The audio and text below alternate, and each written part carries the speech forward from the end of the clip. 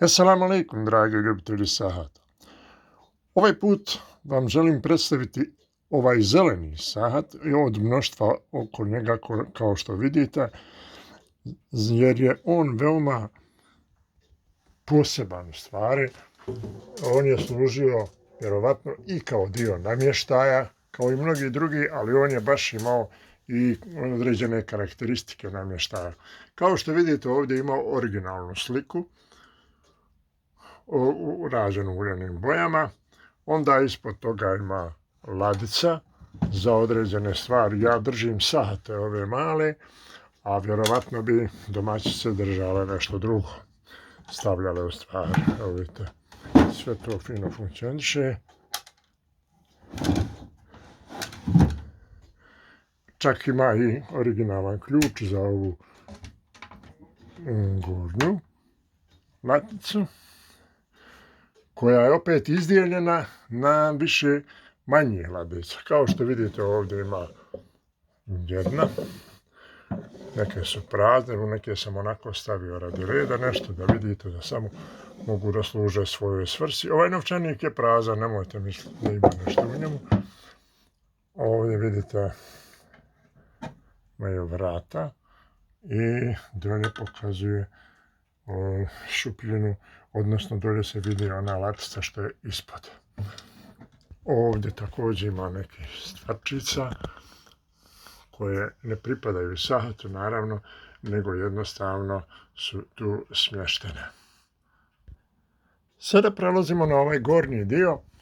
Kao što vidite, gornji dio je odvojen u stvari, zapravo nije fizički spojen sa donjim dijelom, nego je samo gornji dio stavljen na ovaj donji sa ladicama.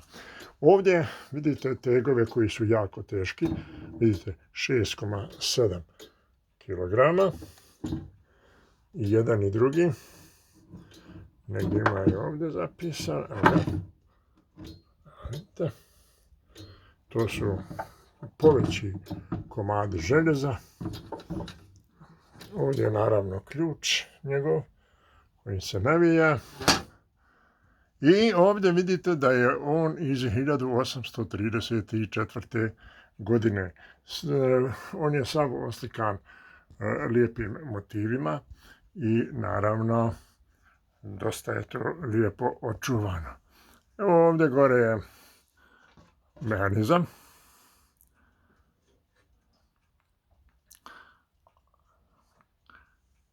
I sad ću vam malo demonstrirati kako se on oglašava.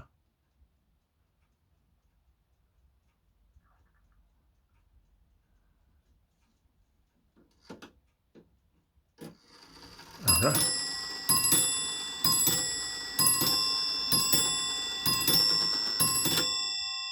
Eto.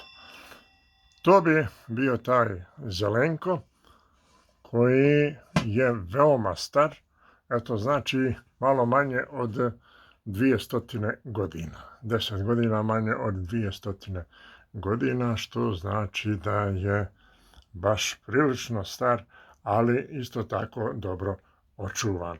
Eto, to bi bilo ukratko vezano za ovaj zeleni sahat koji ima i određene karakteristike namještaja. Do sljedećeg videa, ja vas selamim i pozdravljam.